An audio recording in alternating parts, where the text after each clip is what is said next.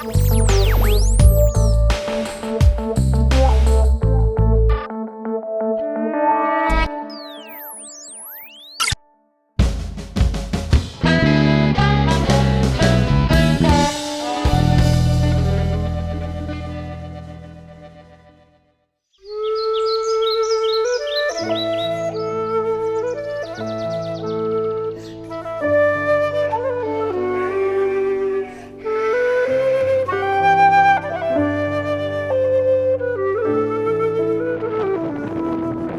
मैं आयरलैंड पहुंची तो मैंने देखा कि हर जगह हरियाली ही हरियाली थी। बिल्कुल ऐसा मालूम होता था जैसे दरख्त, जंगल, खेत, हर चीज़ जैसे एक सर्द धुंध की चादर में लिपटी हुई हो।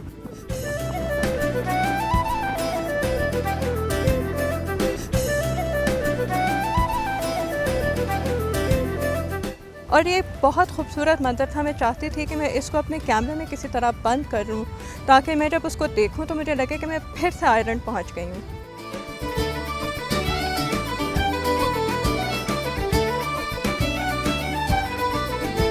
सबसे दिलचस्प बात जो है वो ये है कि आयरलैंड जितना खूबसूरत है उसको देख के ऐसा मालूम बिल्कुल नहीं होता कि यहाँ इतनी खाना जंगी हो चुकी है, इतनी खून रेज़ी हो चुकी है और लोग जंग से कितने मुतासिर रह चुके हैं।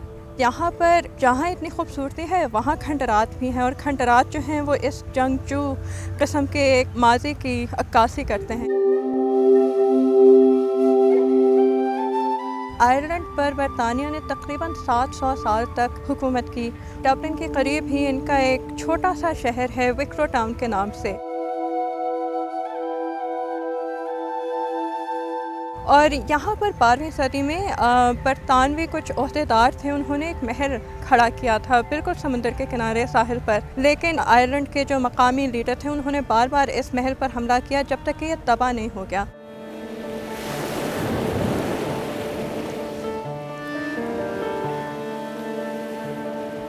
और अब इन खंडरात के पास आप देख सकते हैं एक साहिल पर वो मकाम है जहां आयरलैंड की एक बहुत मकबूल और बहुत बड़ी मजहबी शख्सियत सेंट पैट्रिक ने पहला कदम रखा था।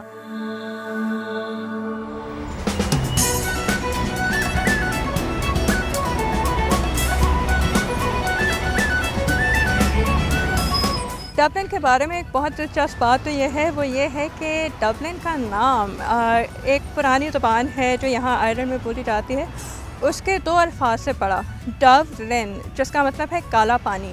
यहाँ पर 8वीं सदी में वाइकिंग इन्वेडर्स आए थे और उन्होंने जब यहाँ एक काले पानी का तालाब देखा तो उन्होंने इस शहर का नाम भी डबलिन रखा, यानी काला पानी। और यहाँ हर साल आज भी सैकड़ों की तादाद में लोग गैर मुल्की इस शहर पर चढ़ाई करने आते हैं।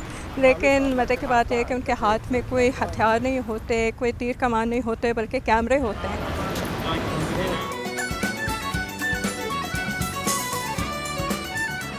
तो आप अगर ये जानना चाहते हैं कि आयरलैंड के बारे में सबसे दिलचस्प बात क्या है, वो ये है कि आयरलैंड की तारीख़ जो इतनी पुरानी है, तकरीबन 8000 साल क़ब्ल अज़ मसीह से यहाँ पर सेटलमेंट्स, गाँव, बस्तियाँ वग़ैरह, उसकी एविडेंस मौजूद है। और मेरा ख़्याल है कि एक पाकिस्तानी की हैसियत से मुझे तारीख़ के ये जो सारे निशान थे वो देखकर मुझे ऐसा लगा जैसे कि ये एक ऐसी जगह है जहाँ वाक़ई हो सकता है कि मेरी भी कहानी के कुछ छोटी मोटी अलामात हों।